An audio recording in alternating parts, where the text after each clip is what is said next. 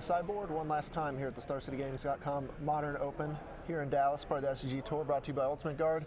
I'm Nick Miller alongside our champion, Austin Bursavich. Congratulations. Thank you, it was man. a great tournament. Thank the you. handshake comes with a little bit of hardware.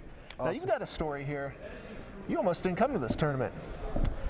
Yeah, my wife is like almost 40 weeks pregnant, so probably have a baby this week. Not bad. Yeah. Now, the fun part here is you played the Death Shadow deck. Yeah. You know, you've been reading articles, watching the tournaments and stuff like that.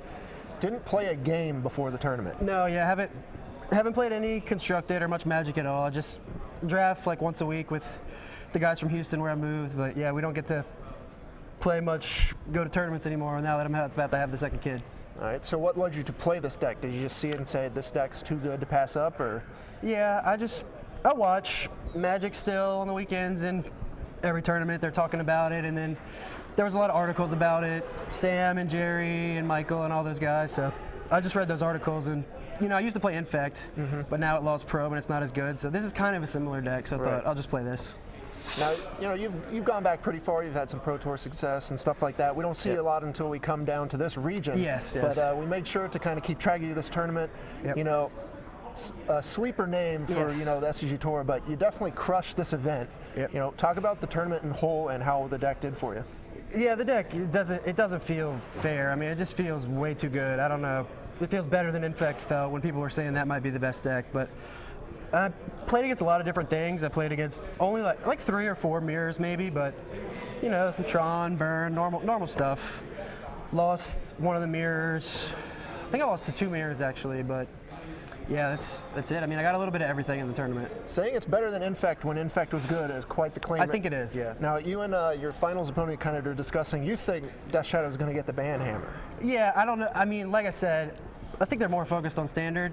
So it might kind of, you know, they might just wait it out. But I know people were talking about unbanning Jace with Shaheen and them. So I don't know what they're going to do. But I think it probably should be banned just because it's, I don't know. I think it's kind of bad for everyone's just trying to make the best Death Shadow deck, and they kind of forget about the other stuff right now. But there's a lot of decks you can play. So it's.